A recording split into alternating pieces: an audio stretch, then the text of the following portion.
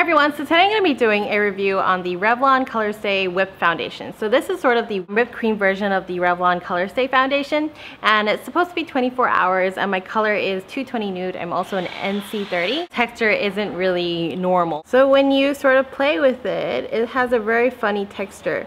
It's like a sort of souffle. When I touch it, it bounces up. So it's kind of a bouncy foundation if you look at it closely. It's not really a moisturizer. If it was a moisturizer, it would kind of slick up. So it's kind of bouncy, to be honest, and then it kind of melts back into the sort of form that you've seen before. So that's what it looks like in the pot.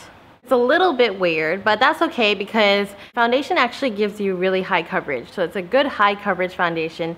It feels really moisturizing on your skin. So if you have dry skin, this would work great for you. When I apply it, you can see that the sort of texture is a bit gloopy, a bit gel, a bit cream. It's a weird sort of texture, and I apply it, it's very smooth and it covers very nicely. So overall, no complaints on the coverage and also the texture of the foundation. It's very creamy.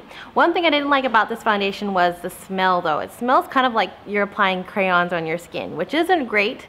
I just don't like the smell of this foundation at all, and it is very sort of thick. So what I found was that, you know, here in Singapore, when I applied in Singapore, it feels a little too thick, almost a little too creamy on my skin, and I feel like the foundation tends to melt even more, especially in hot weather. So if you are in a humid country, you might want to think twice about getting this because it has a high ability to melt. It has a high ability to look a bit cakey out in hot and humid weather.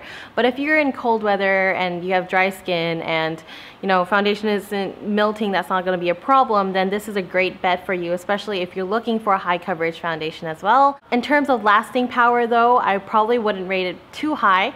It says 24 hours, but I don't think it lasts very long at all. It lasts like an average foundation does, about 4 to 5 hours probably, but definitely not 24 hours. Something I wouldn't wear into the night or at an event just because it is very heavy, and I probably would go for a liquid foundation if I would want to, you know, have that lasting power and that coverage as well.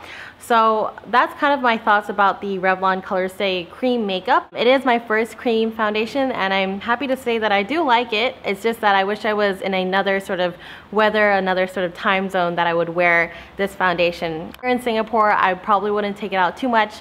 Sometimes I use it for concealer though, because I hardly use concealer now just because I like how I like to double up my foundation instead of using concealer.